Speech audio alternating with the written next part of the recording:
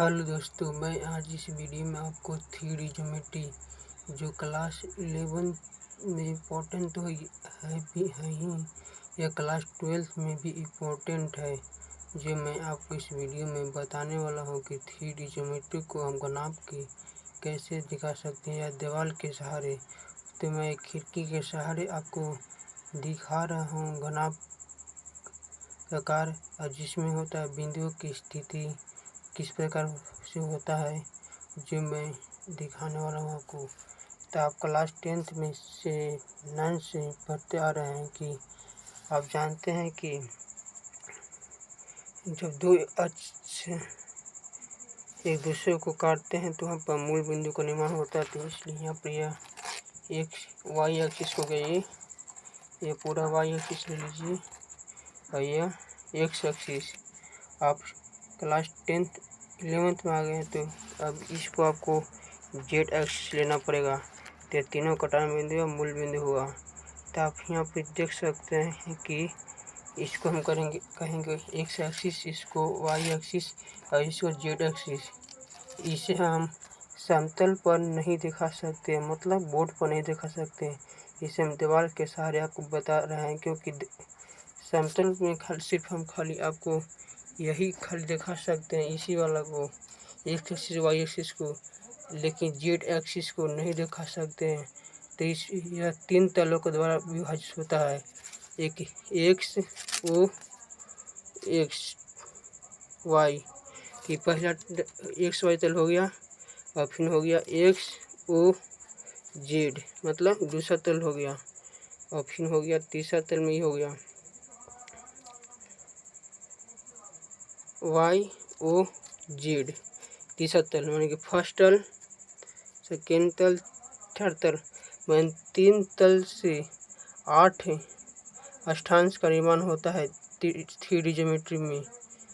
क्या मैं आपको 8 अष्टांश से 3D ज्योमेट्री में 3 तल का निर्माण होता है।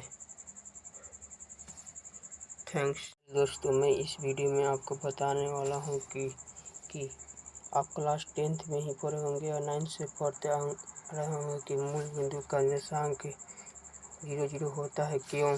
तो मैं आपको इस वीडियो में पूरा प्रैक्टिकल बताने वाला हूँ कि 0 क्यों होता है। तो आप जानते हैं कि वाई अक्ष से लंबवत दूरी एक्स निर्देशांक होता है। तो देखिए, तो यहाँ पर यह पूरा वाई अक्ष है, यह पूरा वाई अक्ष है। तो वाई अक्ष से लंबवत दूरी एक्स निर्देशांक क्या यहाँ से आगे बढ़ रहा है, तो नहीं, तो वहीं पर है, इसलिए यहाँ पर 0 हुआ। और यहाँ पर आप जानते हैं कि एक्स अक्ष यह पूरा एक्स है, तो एक्स अक्ष से लंबवत दूरी वाई निर्देशांक होता है। तो क्या एक्स से ज़्यादा बड़ा नहीं, इसलिए मूल बिंदु का निर्देशांक 0 होता है। उसी प्रकार 3D ज्योमेट्री में भी होता है, 0 होता है। और पहले मैं 2D ज्योमेट्री के बारे में कहता हूँ, डायमेंशन के बारे में। आप जानते हैं कि यहाँ पर एक्स एक्स में 2D ज्योमेट्री में इसका निर्देशांक एक्स अक्ष पर x,0 होता है। क्या होता है? x,0 होता है। तो x,0 क्यों होता है? क्योंकि आप जानते हैं कि वाई अक्ष से लंबवत दूरी x निर्देशांक होता है, लेकिन x अक्ष से लंबवत दूरी वाई निर्देशांक नहीं हो रहा है। क्यों? वाई निर्देशांक के बराबर हो रहा है, नहीं हो रहा है, इसलिए वाई निर्देशांक यहाँ पर 0 होता है। उसी प्रकार वाई अक्ष पर x अक्ष से वाई अक्ष से लंबवत दूरी आप जानते हैं कि x निर्देशांक होता है, वाई अक्ष से लंबवत दूरी x निर्देशांक।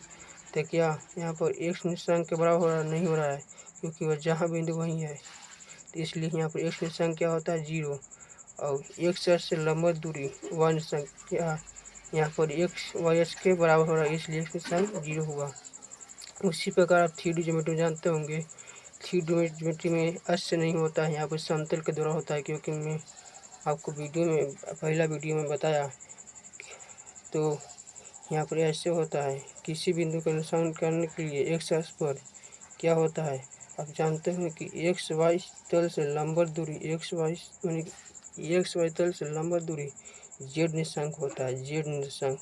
तो क्या यह जेड के बराबर हो रहा है? तो नहीं, तो इसलिए यहाँ पर जेड निर्देशांक क्या होता है? एक्स एक्सिस पर 0 होता है।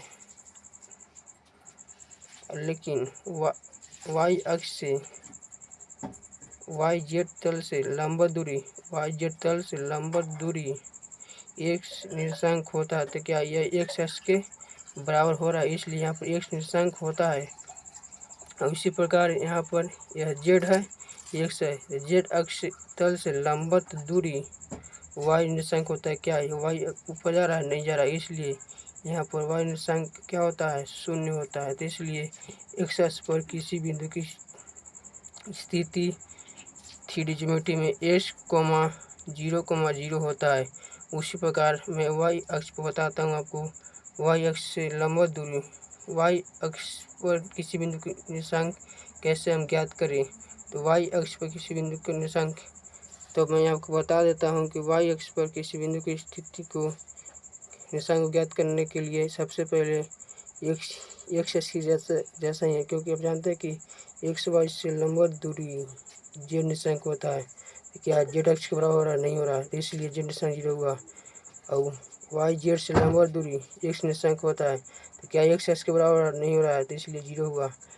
अब यहाँ पर देखिए एक्स और जेड तल से नेक्स्ट जेड तल से लंबवत दूरी एक्स वाई निर्देशांक होता है, तो क्या वाई एक्स के बराबर, इसलिए यहाँ पर एक्स निर्देशांक 0 होता है, वाई निर्देशांक वाई और जेड निर्देशांक 0 होता है। तो वाई एक्स पर किसी बिंदु की स्थिति 0,y,0 होता है। उसी प्रकार आप जेड निर्देशांक पर देख सकते हैं। आप जानते हैं कि एक्स वाई तल से लंबवत दूरी जेड निर्देशांक होता है, तो क्या जेड निर्देशांक के बराबर हो रहा है। अब एक्स वाई तल से लंबवत दूरी एक्स जेड से लंबवत दूरी वाई निर्देशांक, क्या वाई निर्देशांक के बराबर नहीं हो रहा है, तो इसलिए यहाँ पर 0 होता है। और वाई जेड से लंबवत दूरी एक्स निर्देशांक के बराबर नहीं हो रहा है, तो इसलिए यहाँ पर जेड निर्देशांक पर 0 होता है किसी बिंदु के, इसलिए यहाँ पर 0,0 जेड होता है जेड निर्देशांक। थैंक्स दोस्तों, आप क्लास 10th 9th से पढ़ते आ रहे होंगे कि 2D ज्योमेट्री में किसी बिंदु की स्थिति यहाँ पर दिखाने के लिए एक्स वाई होता है क्यों, जो मैं आपको इस वीडियो में पूरा दम प्रैक्टिकल दिखाने वाला हूँ। यहाँ पे आपको इस बिंदु है, तो इस बिंदु की स्थिति दिखाना है कि यहाँ पर क्या निर्देशांक होगा। तो जानते हैं कि वाई अक्ष से लंबवत दूरी एक्स निर्देशांक होता है और एक्स अक्ष से लंबवत दूरी वाई निर्देशांक होता है। उसी प्रकार 3D ज्योमेट्री में हम किस प्रकार दिखाएं, तो 3 तलों के द्वारा एक चतुर्थांश होता है। तो मैं इस वीडियो में आपको प्रैक्टिकल दिखाने वाला हूँ किस प्रकार से होता है। तो आप सबसे पहले मैं एक्स वाई तल से शुरू करता हूँ। एक्स वाई तल में इस बिंदु के यहाँ पर हमको स्थिति ज्ञात करना है, तो हम क्या करें। तो इसके लिए सबसे पहले आपको जानते हो कि वाई जेड तल से लंबवत दूरी एक्स निर्देशांक होता है, तो यहाँ पर एक्स निर्देशांक होगा। और एक्स जेड तल से लंबवत दूरी वाई निर्देशांक होता है, तो वाई निर्देशांक होगा, क्योंकि एक्स वाई तल है तो एक्स वाई इसमें होगा। अब जानते हैं कि एक्स वाई से लंबवत दूरी जेड निर्देशांक होता है, क्या यह बिंदु यहीं पर है, क्या जेड बराबर हो रहा है, इसके बराबर हो रहा है, तो नहीं, इसलिए यहाँ पर एक्स, वाई, 0 हुआ एक्स वाई तल में किसी बिंदु की स्थिति के लिए। उसी प्रकार से मैं आपको वाई जेड तल में किसी बिंदु की स्थिति को दिखाने के लिए, अब जानते हैं कि वाई जेड तल है तो उसमें एक्स वाई तल था, तो एक्स वाई बिंदु था और जेड वाला नहीं था। तो उसी प्रकार यहाँ पर वाई जेड है तो वाई जेड रहेगा, अब एक्स वाला नहीं रहेगा। तो इसको भी मैं प्रैक्टिकल दिखा रहा हूँ कि एक्स वाई से लंबवत दूरी जेड निर्देशांक होगा, क्योंकि जेड के बराबर है, इसके बराबर है। और वाई जेड से लंबवत दूरी एक्स निर्देशांक नहीं होगा, क्योंकि बिंदु यहीं पर रहते हैं, इसलिए यहाँ पर 0 हुआ। और वाई एक्स और जेड से लंबवत दूरी वाई निर्देशांक, क्योंकि वाई के बराबर हो रहा है, इसके बराबर कोना के बराबर हो रहा है, तो इसलिए हुआ। उसी प्रकार यहाँ पर जेड और जेड एक्स तल में यहाँ पर इस बिंदु का हमें स्थिति ज्ञात करना है यहाँ पर, तो हम क्या करें, वाई जेड से लंबवत